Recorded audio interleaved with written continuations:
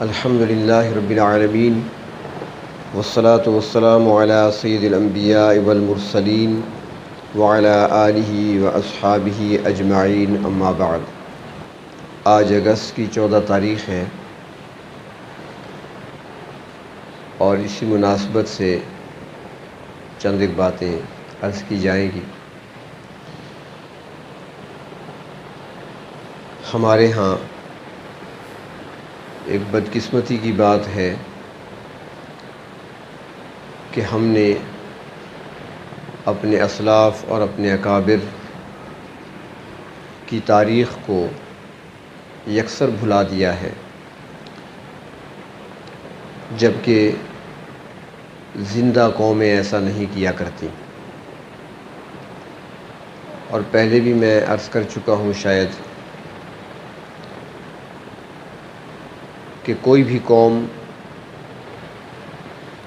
جب تک اپنے اسلاف، اپنے بزرگوں، اپنے اکابر کی سیرت، ان کی زندگی اور ان کی تاریخ کو اپنے سامنے نہ رکھے، اس وقت تک وہ قوم اپنی مستقبل کے لیے درست اور صحیح راستے کا تعین نہیں کر سکتی۔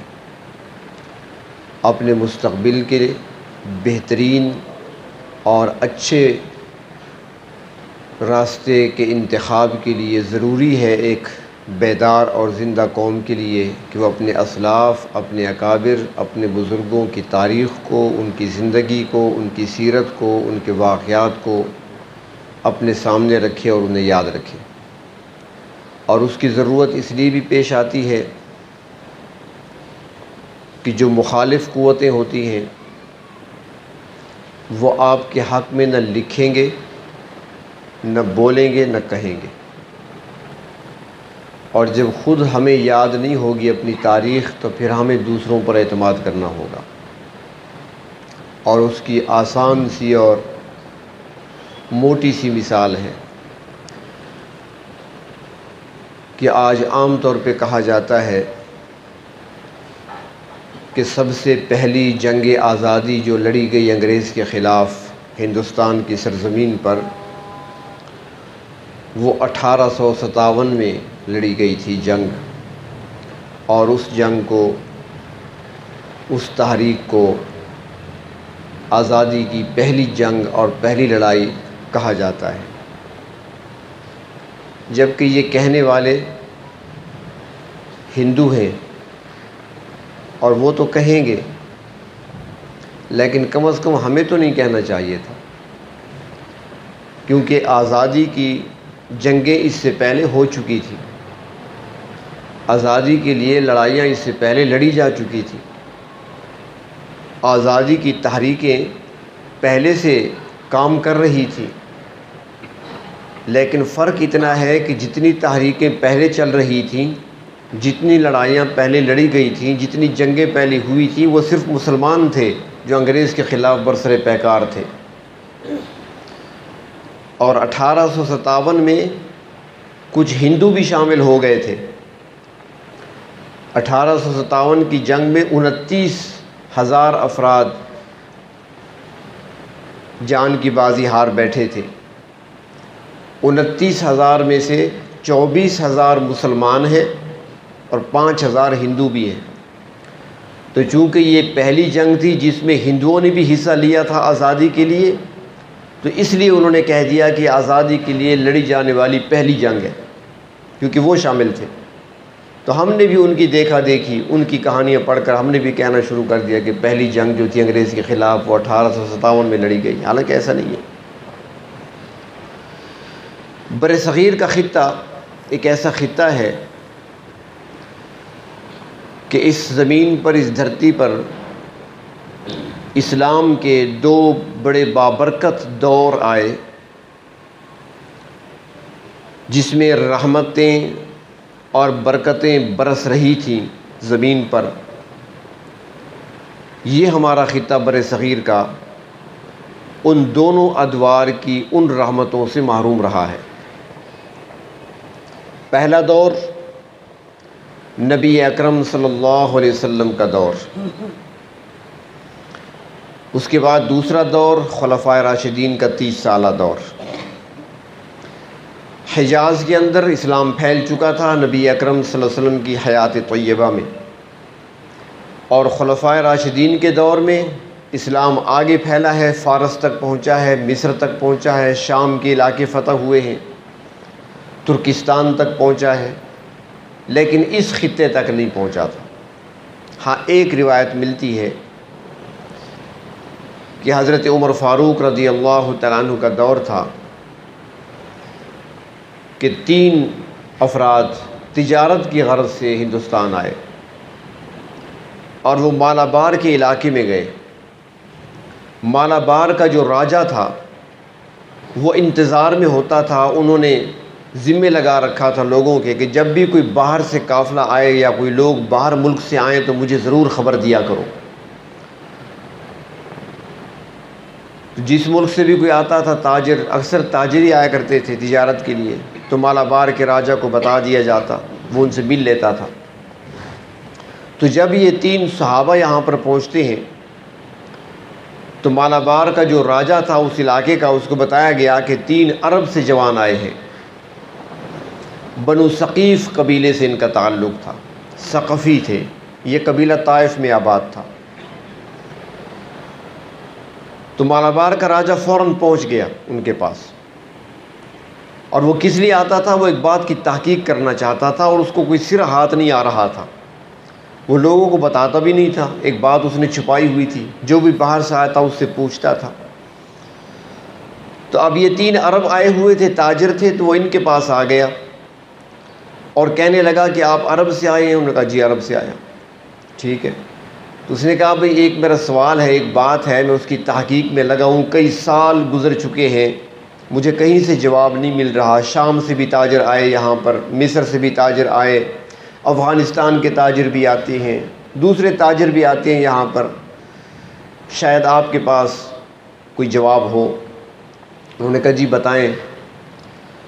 اس نے کہا یہ بتاؤ،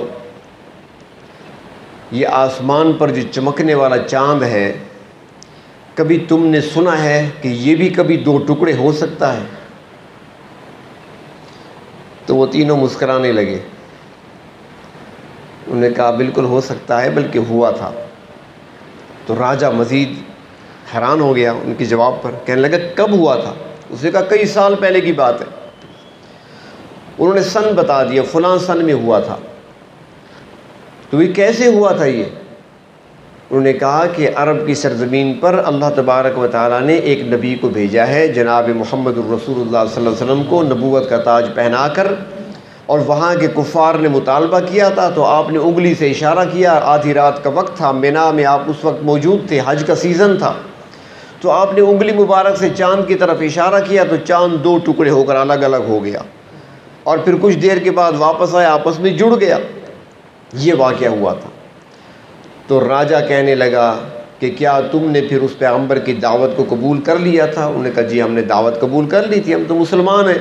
اس نے کہا مجھے بھی کلمہ پڑھاؤ۔ یہ جو تم بتا رہے ہو، اس نے اپنی ڈائری نکالی، فلاں تاریخ تھی، فلاں دن تھا، رات کا یہ ٹائم تھا، میں اپنی چھت پہ کھڑا ہوا تھا، اچانک میری نظر چاند کی طرف گئی، 14ویں کا چاند چمک رہا تھا، دنیا سو رہی تھی، میں نے اوپر کی طرف دیکھا تو اچانک یہ ہوا کہ چاند 2 ٹکڑے ہو گیا، دونوں ٹکڑے جدا ہو گئے، کچھ دیر کے بعد واپس آ کر جڑ گئے۔ تو میں سمجھتا تھا شاید میری آنکھوں کا دھوکہ ہو، شاید کسی نے مجھ پر کوئی جادو وغیرہ کر دیا ہو، مجھے ایسے نظر آ رہا ہے، کبھی ایسے ہو بھی سکتا ہے، چاند بھی ٹکڑے ہو سکتا ہے۔ تو میں تلاش میں تھا، مدت ہو گئی، اتنے سال گزر گئے کہ کوئی بندہ ایسا ملے جو گواہی دے کہ جو میں نے دیکھا ہے واقعی سچ ہے۔ تو تم نے گواہی دے دی، اور یہ صرف چاند ٹکڑے نہیں ہوا تھا، بلکہ یہ تو اللہ کے نبی کا معجزہ ہے جو اللہ نے دکھا دیا، لہٰذا میں اس پیغمبر پر ایمان لاتا ہوں۔ تو یہ اسلام کی پہلی کرن یہاں پر پہنچی تھی، ایک محدود صورت میں۔ وہ دعوت کی غرض سے نہیں آئے تھے، تاجر تھے، تجارت کے لیے آئے تھے۔ اس کے بعد دوسرا ایک موقع بھی آیا، اور وہ موقع آیا تقریباً 100 سال گزرنے کو تھے، یعنی صدی پوری ہونے والی تھی اسلام کی، کہ اس وقت ہندوستان چونکہ کافی بڑا علاقہ ہے، یہ پورا سارا ہندوستان ہی تھا، جہاں ہم رہتے ہیں یہ بھی ہندوستان کہلاتا تھا۔ تو سندھ کے علاقے میں سمندر کے کنارے، یہ کراچی کے قریب یہیں کہیں، عرب تاجروں کی کشتیاں جا رہی تھیں جو سری لنکا سے آ رہے تھے، تجارت کا مال لے کر گئے تھے، اب وہاں سے کچھ مال خرید کر واپس جا رہے تھے عرب کی طرف۔ عورتیں بھی تھیں اس میں، مرد بھی تھے۔ تو سندھ کے ڈاکوؤں نے ان کو لوٹ لیا، عورتوں پر بھی قبضہ کر لیا، مال بھی لوٹ لیا۔ انہوں نے کسی طریقے سے پیغام بھجوا دیا، اس وقت بنو امیہ کا دور حکومت تھا، ملوکیت چل رہی تھی، خلافت کا دور گزر گیا تھا، خلفائے راشدین کا دور گزر چکا تھا، ملوکیت کا دور تھا۔ تو انہوں نے پیغام بھجوایا، تو وہاں کا جو حکمران تھا اس نے فوراً پیغام بھیجا، یہاں کا جو بڑا تھا وہ راجہ تھا، راجہ داہر کے نام سے، اس کے نام خط لکھا کہ فوری طور پر ازالہ کرو، جو نقصان ہوا ہے وہ بھی پورا کرو، جن کو قیدی بنائے ان کو چھوڑ دو، ہمارے قافلے کو باعزت روانہ کرو۔ لیکن اس نے کوئی خاطر خواہ جواب نہیں دیا، تکبر میں تھا، وہی بھائی عرب لوگ ہیں، کیا کر سکتے ہیں ہمارا۔ وہ بھی غصے میں آ گئے کہ ہمارے مسلمان بھائی تمہارے قبضے میں ہوں، تمہاری غلامی میں ہوں، ہم آرام سے بیٹھے رہوں، ایسے کیسے ہو سکتا ہے۔ چنانچہ وہاں سے ایک نوجوان کو بھیجا گیا جس کا نام محمد بن قاسم تھا، عمر اس کی 17-18 سال کی تھی۔ ذرا اندازہ لگا لیں، آج کل 17-18 سال کا ہونا تو اس کو اگر باپ اٹھاتا بھی ہے نماز کے لیے تو ماں کیا کہتی ہے، ابھی بچہ ہے بھائی سونے دو، بڑا ہوگا تو پڑھ لے گا۔ اور وہ 17-18 سال کے علاقے فتح کیا کرتے تھے۔ جوان وہاں سے لشکر لے کر روانہ ہوئے اور خشکی کے راستے سے ہوتے ہوئے سیدھا وہ سندھ پہنچے، حملہ آور ہوئے۔ لیکن یہاں پر اب یہ اسلام پھیلانے کے لیے نہیں آئے تھے، دعوت کے لیے نہیں آئے تھے، بلکہ اب یہ انتقام لینے کے لیے آئے تھے۔ اب انتقام کا جذبہ لے کر آئے تھے کہ ہمارے بندوں کو قیدی بنایا انہوں نے، لوٹا ہے ہمارے قافلے کو، تجارتی قافلے کو، تو ہم انتقام لیں گے، اس لیے آئے تھے یہاں پر۔ تو جنگ ہوئی، فتحیاب ہوئے عرب، اور پھر وہ آگے بڑھتے چلے گئے، اور تھوڑے عرصے میں کراچی سے لے کر ملتان تک کا سارا علاقہ محمد بن قاسم نے فتح کر لیا۔ یہ سرائے کی پٹی جو ہے نا، یہ تقریباً اور یہاں پر چونکہ ہندو مت تھا، زیادہ تر بدھ مت بھی تھے، سکھ بھی تھے، لیکن ہندو زیادہ تھے، اور ہندوؤں کے ہاں تو مورتیوں کی پوجا ہوتی ہے۔ تو انہوں نے یہی تصور کیا کہ یہ بھی کوئی بہت بڑا دیوتا ہے، ورنہ اس عمر میں اور اتنا بڑا کارنامے انجام دینا عام بندے کا کام نہیں ہے۔ تو محمد بن قاسم کی بھی مورتیاں بنا کر بت خانوں میں رکھ دیں، اس کی بھی پوجا ہونے لگی۔ یہ کچھ ساتھی کہتے ہیں نا کہ بھئی ہمارے ہندوستان میں اتنے رسوم و رواجات مسلمانوں میں کیوں ہیں؟ میں نے پہلے عرض کیا نا کہ جو دو دور تھے، خاص دور جن میں رحمتیں برسا کرتی تھیں، نبی اکرم صلی اللہ علیہ وسلم کا دور اور خلفائے راشدین کا دور، اس دور کی رحمتوں سے یہ خطہ محروم رہا ہے۔ یہ بعد میں چونکہ آئے ہیں اور بعد میں یہ مسلمان ہوئے، اسلام میں داخل ہوئے، تو ان کے اندر وہ رسومات باقی رہ گئیں، کیونکہ محمد بن قاسم آئے مسلمان تھے، آج کے مسلمان جیسے تو نہیں تھے، بہت بہتر تھے، لیکن خلفائے راشدین والا زمانہ تو نہیں تھا، صحابہ کرام والا دور تو پھر بھی نہیں تھا۔ لیکن محمد بن قاسم کو یہاں رہنے نہیں دیا گیا، کچھ عرصہ اگر یہاں پر رہ جاتے تو شاید یہ پورا خطہ ہی مسلمان ہو جاتا۔ لیکن انہوں نے دیکھا جب یہاں کی کہانیاں وہاں پہنچی کہ وہ تو بھئی آگے بڑھ رہا ہے اور لوگ استقبال کر رہے ہیں، اور پورے بر صغیر میں ان کا بڑا نام ہے، اس کی مورتیاں بنا لی گئی ہیں، لوگ ان کی پوجا کر رہے ہیں، تو وہاں کا جو حکمران تھا نا بنو امیہ جو تھے، ڈر گئے کہیں ایسا نہ ہو کہ یہ جوان طاقت اکٹھی کر کے ہم پہ حملہ آور نہ ہو جائے، ہماری حکومت نہ چھین لے ہم سے، کیونکہ محمد بن قاسم جو ہے نا یہ بنو امیہ میں سے نہیں ہے، یہ بھی طائف کے قبیلے بنو ثقیف سے ان کا تعلق ہے، ثقفی ہیں، بنو امیہ سے نہیں ہے۔ اس لیے انہوں نے بہانے سے بلوا کر، اور یہ بھی ہماری بدقسمتی تھی کہ ان کو بہانے سے بلوا لیا اور کسی بہانے سے الزام تراشی کر کے ان کو شہید کر دیا گیا جوانی میں ہی۔ اس کے بعد پھر جب اسلام یہاں پہ باقاعدہ آیا ہے تو وہ محمود غزنوی کے دور میں آیا ہے، جب وہ حملہ آور ہوئے تھے، جو اسلام کا اس وقت کا طریقہ کار تھا، یا تو کلمہ پڑھو اسلام میں داخل ہو جاؤ، یا جزیہ دینا قبول کرو، یا پھر جنگ کے لیے میدان میں آؤ۔ تو اس طریقے سے پھر آئے محمود غزنوی، اور اس کے بعد پھر باقی آتے رہے۔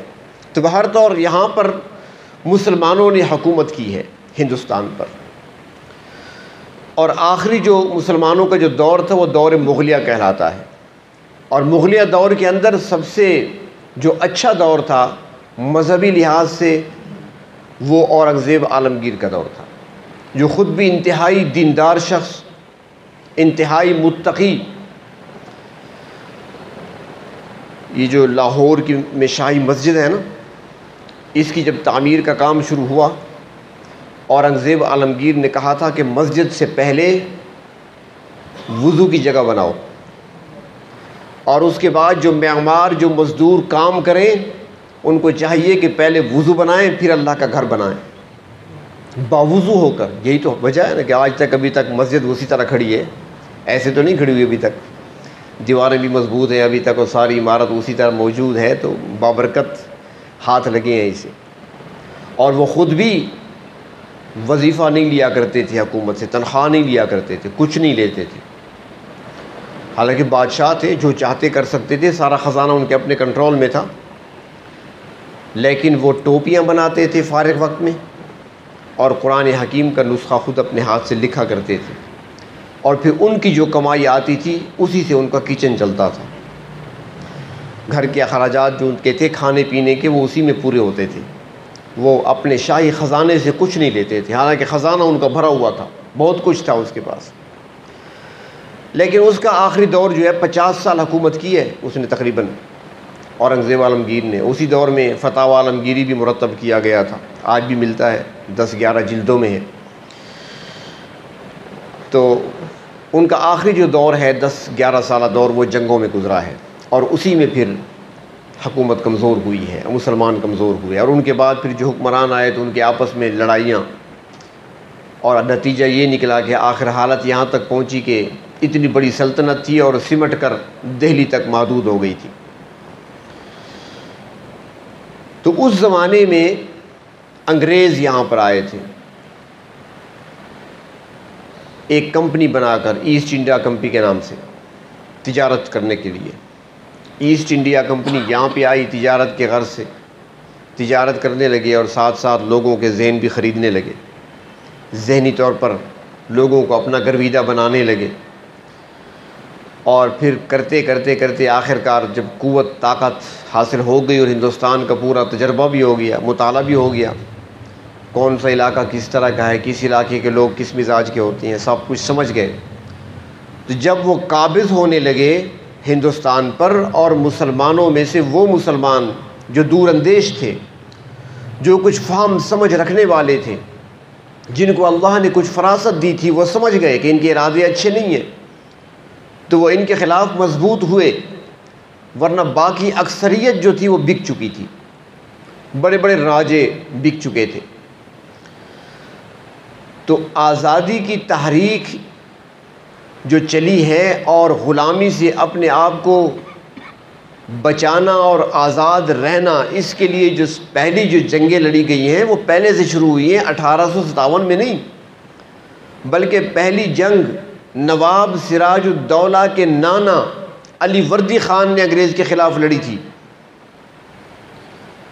اور اس کے بعد پھر نواب سراج الدولہ نے جنگ لڑی ہے، لیکن اپنوں کی غداری کی وجہ سے ناکام بھی ہوئے اور سراج الدولہ میدان جنگ میں مارے بھی گئے۔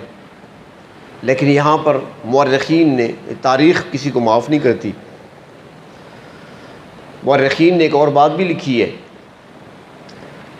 کہ غداری تو ہوئی تھی، اس میں کوئی شک نہیں ہے، لیکن نواب صاحب جو تھے ان کا اپنا حال بھی یہ تھا کہ راتوں کو جاگتے رہتے تھے، صبح کو سو جاتے تھے۔ آپ بھی سوچ لیں، راتوں کو جاگتے رہتے تھے گپ شپ میں، آج کل تو موبائل فون ہے، گپ شپ کی ضرورت ہی نہیں ہے، اور دن کو صبح کو سویا کرتے تھے، 12-1 بجے اٹھتے تھے، اور جو انگریز وہاں پر فوجی دستے کا جو انچارج بنایا گیا تھا اس علاقے میں، وہ صبح سورج نکلنے سے پہلے گھوڑے پر سوار ہو کر پورے شہر کا جائزہ لیا کرتا تھا۔ وہ گھوڑے کی پیٹھ پر ہے، یہ بستر پہ آرام کر رہے ہیں، اور پھر وہ جملہ تو سنا ہوا ہے نا، سوتیاں دے کٹے، سوتیاں دے کٹے، پھر وہ تو ہوگا۔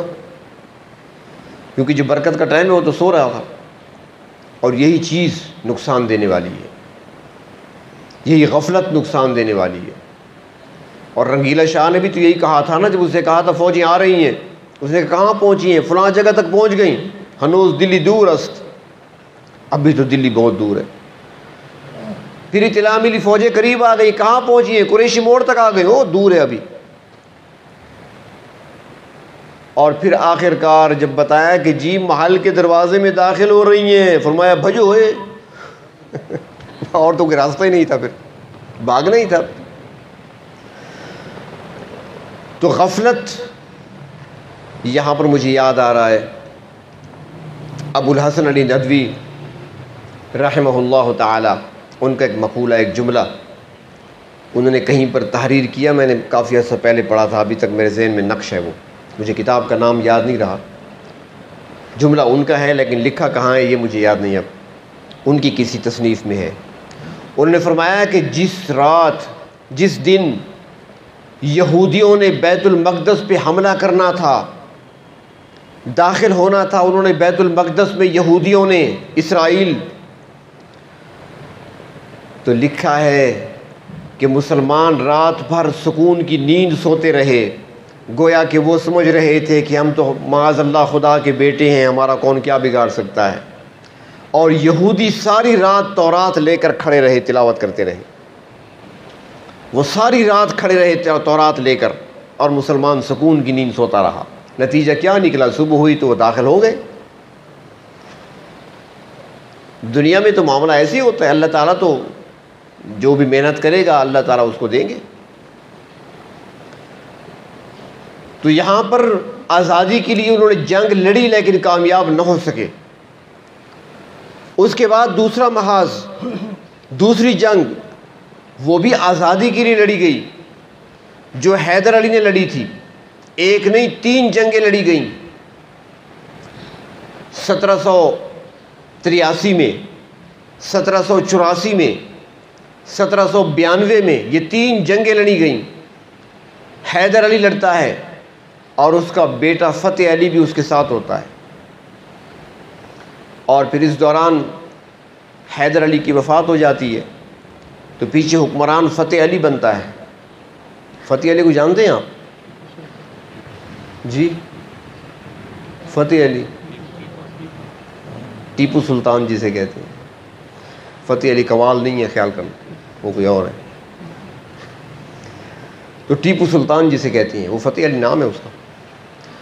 آپ نے تو دیکھا ہے نا، وہ بڑی بڑی مونچھیں، تلوار جتنی مونچھ ہے، یہ انگریز کی بنائی ہوئی تصویر ہے۔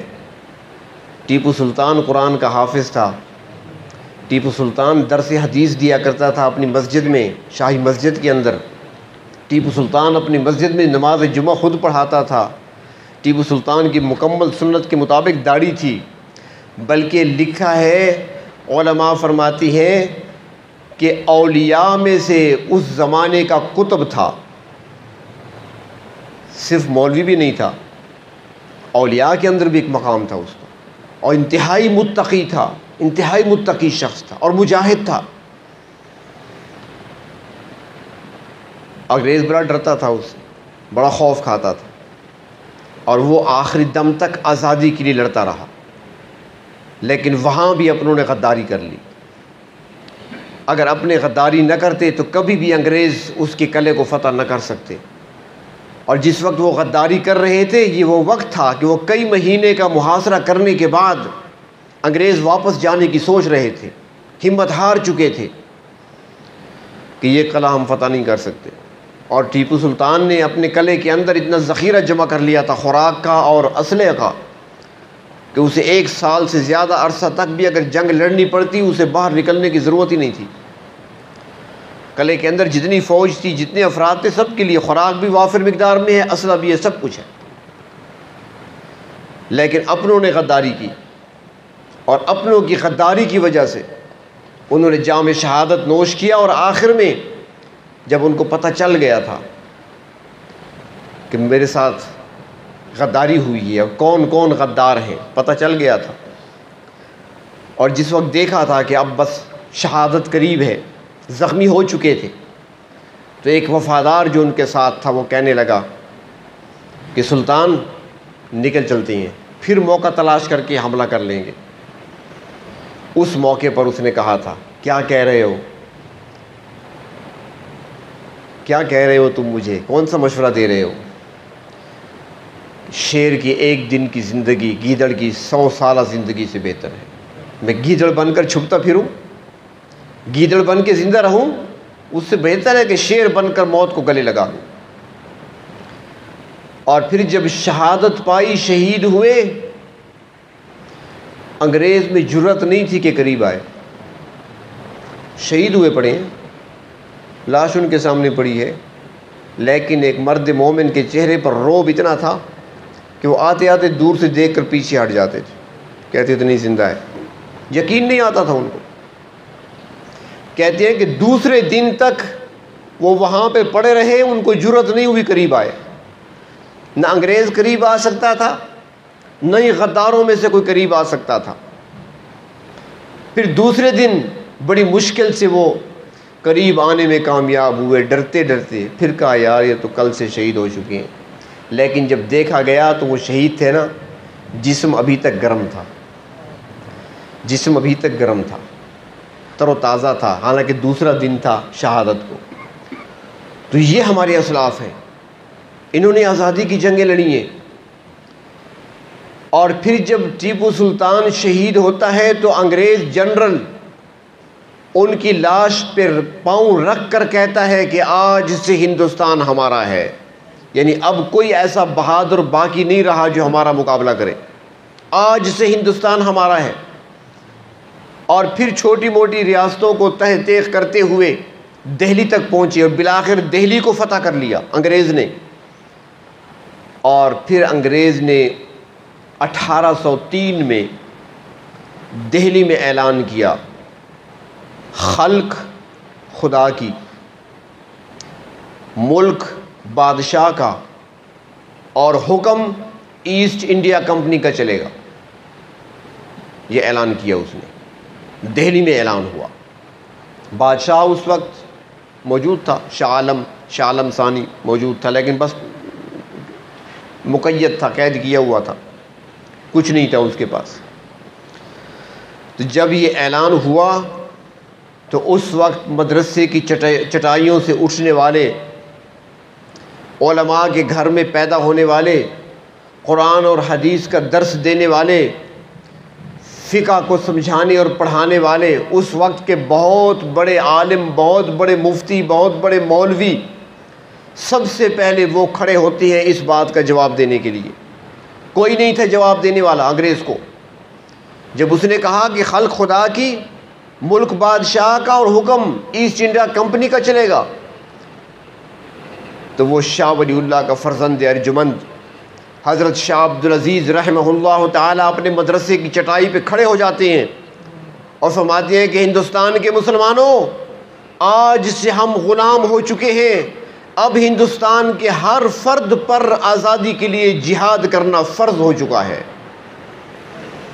یہ سب سے پہلا اعلان تھا جو ایک مسلمان مفتی نے لگایا تھا، سب سے پہلا فتویٰ۔ اور پھر ایسا نہیں کہ انگریز نے اس کو ہضم کر گیا، نہیں، سزائیں دی گئیں، مدرسہ مسمار کر دیا گیا، زمین بوس کر دیا گیا، مدرسہ دفن کر دیا گیا مدرسے کو۔ شاہ عبدالعزیز رحمہ اللہ کی جتنی جائیداد تھی ساری ضبط کر لی گئی، ان کو دہلی سے نکال دیا گیا، چھپکلیاں جمع کر کے ان کو مار کر ان کے حضرت شاہ صاحب کے جسم کو لیپ کر دیا گیا چھپکلیوں سے، جس کی وجہ سے ان کے جسم پر برس کی بیماری پھیل گئی، زہر دیا گیا، آنکھوں کی بینائی چلی گئی، ناخن نکال دیے گئے تاکہ لکھ نہ سکیں۔ لیکن وہ مرد مجاہد اپنے فتوے پر آخر تک ڈٹا رہا کہ جو کہہ چکا ہوں بات وہی ہوگی کہ جہاد فرض ہو چکا ہے ہر مسلمان پر، اب مسلمانوں کی مرضی ہے جہاد کریں یا پھر غلامی کی زندگی گزاریں۔ شاہ صاحب کو بڑھاپا بھی تھا، لیکن انہوں نے یہ کیا کہ اپنے گھرانے میں سے ایک جوان کا انتخاب کیا، اپنے خاندان میں سے، اور وہ اپنے بھتیجے حضرت شاہ اسماعیل شہید کا انتخاب کیا۔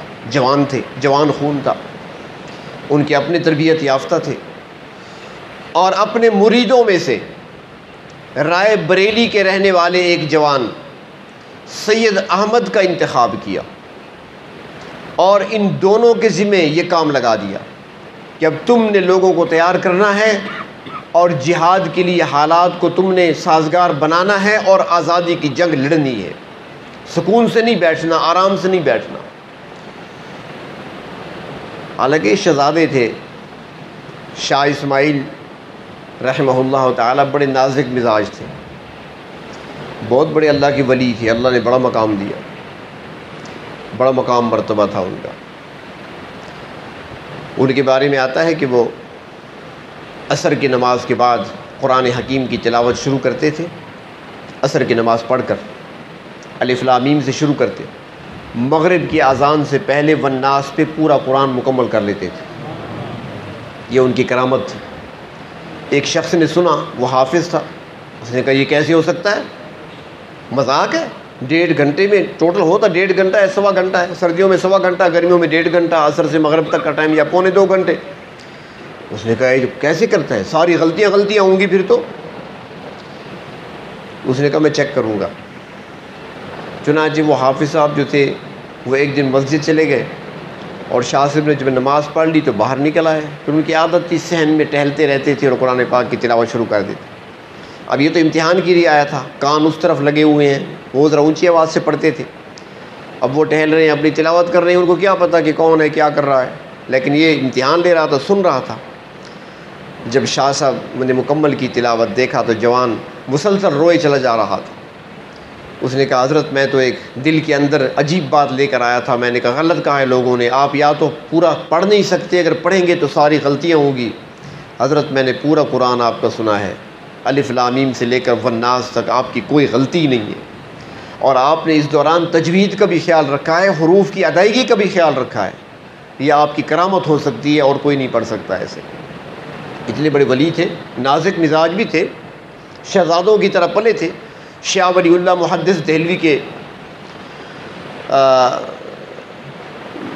پوتے لگتے ہیں شاہ اسماعیل، شاہ عبدالعزیز ان کے بیٹے ہیں۔ یہ شاہ ولی اللہ جو تھے نا، یہ اورنگزیب عالمگیر کے خالصاد ہیں، اصل شاہی خاندان ہے سارا ان کا، اس لیے میں عرض کر رہا ہوں، شہزادے تھے سارے اور بڑے نازک مزاج بھی تھے۔ تو ان کا انتخاب کیا، لیکن انتخاب بھی شاہ عبدالعزیز رحمہ اللہ تعالیٰ کا تھا۔ یہ دونوں نوجوان اٹھے اور انہوں نے دن رات ایک کیا، ہر جگہ دورے کیے پورے ہندوستان کے، اور خفیہ طریقے سے، تاکہ پتہ بھی نہ چلے۔ غدار تو بہت تھے، رپورٹیں پہنچانے والے انعام کے لالچ میں بہت تھے، تو انہوں نے بڑے خفیہ طریقے سے اور بڑی تیز رفتاری کے ساتھ کام کیا، پورے ہندوستان کا دورہ کیا۔ کہیں پر کشتیوں پہ جانا پڑا، دریا عبور کرنے پڑے، کئی چھکڑوں میں بیٹھ کے گئے، کہیں پیدل گئے، لوگوں کی ذہن سازی کرتے رہے، فنڈ بھی چاہیے تھا، چندہ بھی چاہیے تھا، وہ بھی اکٹھا کرتے رہے، جوانوں کو بھی اکٹھا کرتے رہے، اور یہ محنت جاری رکھی یہاں تک کہ 1824 میں حضرت شاہ عبدالعزیز رحمۃ اللہ علیہ کی وفات ہوئی۔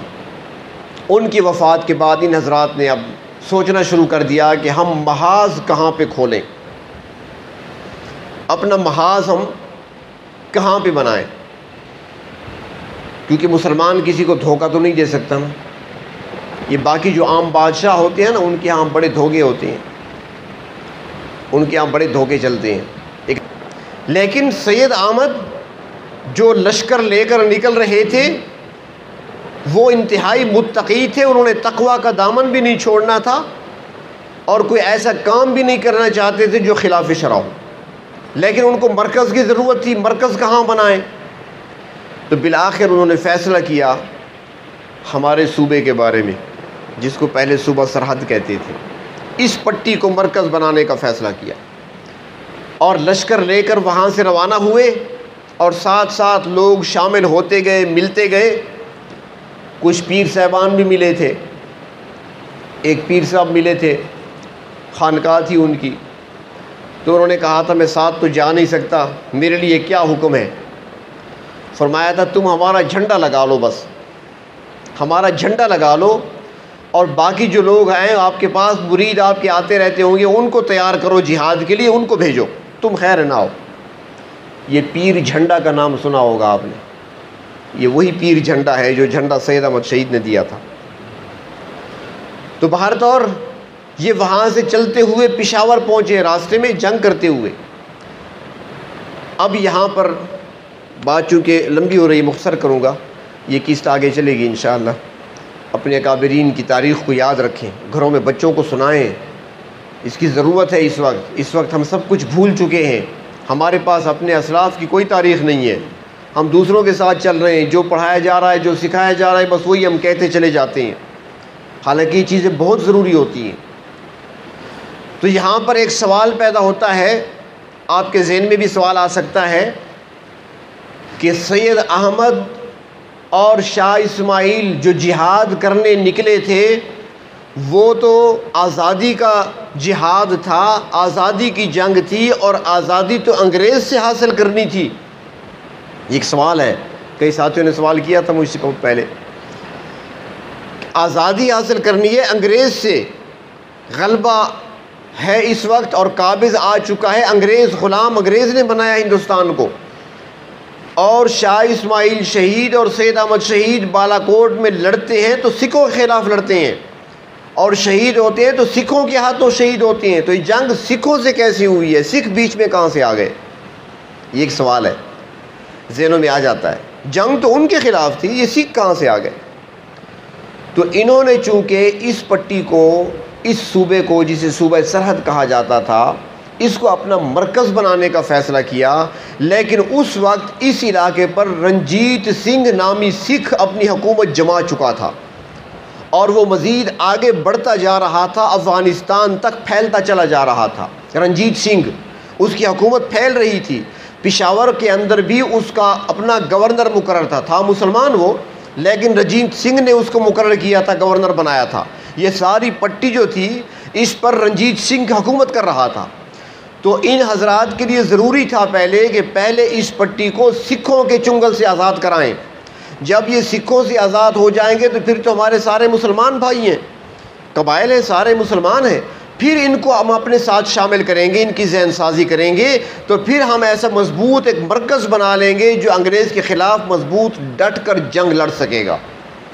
لیکن پہلے سکھوں کو یہاں سے ہٹانا ضروری تھا۔ چنانچہ اسی طریقے پر سید احمد شہید آتے ہیں، شاہ اسماعیل آتے ہیں، اور یہاں پر سکھوں کے ساتھ جھڑپیں ہوئی، مانسیرہ کے مقام پر سکھوں کو شکست دی، پھر آگے بڑھے، ہزارہ کے مقام پر سکھوں کو شکست دی، پھر اکوڑا کے مقام پر سکھوں کو شکست دی، اور پھر پشاور کو بھی فتح کر لیا۔ بیچ میں ایک ذرا کوئی تھوڑا سا حالات بگڑے تھے، گورنر جو تھا پشاور میں اس نے غداری کر لی تھی، تھوڑا سکھوں کے ساتھ مل گیا تھا، لیکن بعد میں وہ مارا گیا، پھر اس کا بیٹا آ گیا تھا، تو پھر قبضہ کر لیا سید احمد نے پشاور پر، اور پشاور میں اسلامی حکومت قائم کر لی تھی، قبضہ بھی کیا، اسلامی حکومت بھی قائم کی، اپنے قاضی مقرر کیے، اپنے جج بٹھائے۔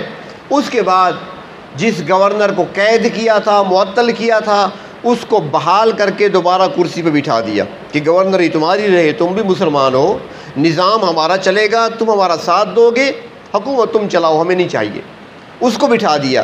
پھر یہ آگے چلے بالا کوٹ کی طرف، اور پھر بالا کوٹ میں سکھوں کے ساتھ ان کا مقابلہ ہوا۔ یہ کئی جنگیں پیچھے سے لڑتے ہوئے آ رہے تھے، علاقے جو تھے وہ سکھوں سے چھڑا رہے تھے، اور پروگرام یہ تھا جب یہ علاقے ہم آزاد کرا لیں گے سکھوں سے، پھر ایک مضبوط منظم فوج یہاں پر تربیت پائے گی، اور یہ علاقہ اور پشاور خاص طور پر ہماری بڑی چھاونی بنے گی، اور پھر یہاں سے ہم انگریز کے خلاف بغاوت کا اعلان کریں گے۔ لیکن اللہ تبارک و تعالیٰ کو آزمائش ابھی مزید منظور تھی کہ دونوں حضرات بالا کوٹ کے اندر شہید ہوئے، دونوں اللہ کے ولی تھے، اللہ کے نیک بندے تھے، سید احمد تھے یا شاہ اسماعیل تھے۔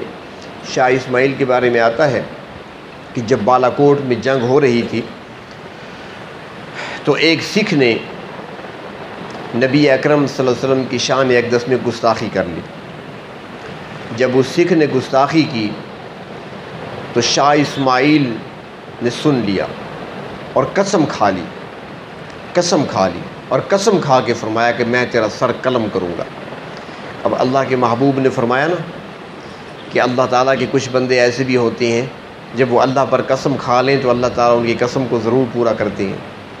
اب انہوں نے قسم کھا لی، اب قسم کھا لی، اس کا سر جدا کرنے کے لیے تن سے ان کی طرف آگے بڑھے تیزی سے۔ اب یہ آگے جا رہے ہیں کہ پیچھے سے ایک اور سکھ نے حملہ کیا اور شاہ اسماعیل کا سر تن سے جدا کر دیا۔ اب یہ واقعہ سنیں، سر تن سے شاہ اسماعیل کا جدا ہوا، یہ آگے بڑھ رہے تھے ایک گستاخ کو سزا دینے کے لیے اور قسم کھا چکے تھے۔ سکھوں نے اپنی آنکھوں سے دیکھا کہ شاہ اسماعیل بغیر سر کے آگے بڑھے اور بغیر سر کے جا کر اس کا سر قلم کر دیا۔ اللہ نے دکھا دیا کہ میں اپنے بندوں کی قسمیں کیسے پوری کرتا ہوں۔ تو اس میدان میں سید احمد شہید کی شہادت بھی ہوئی۔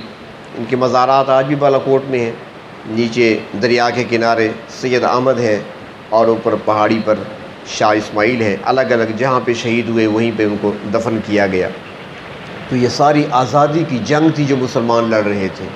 یہ آزادی جو آج ہم منا رہے ہیں ایسے آسانی سے نہیں ملی، اس کے پیچھے پوری داستان ہے، اس کے پیچھے کئی خون کی ندیاں آپ کو بہتی ہوئی نظر آئیں گی اور بہت کچھ آپ کو نظر آئے گا کہ کیا کچھ ہوا تحریک چلانے پر اور تحریک ناکام ہونے پر، پھر جو ان پر عتاب نازل ہوتا تھا، جو ان کو سزائیں دی جاتی تھیں، جو بچ جاتے تھے، وہ بھی روح فرسا ہوا کرتی تھی۔ اللہ تبارک و تعالی اپنے اسلاف سے ہمیں محبت نصیب فرمائے اور ان کے نقش قدم پر ہمیں چلنے کی توفیق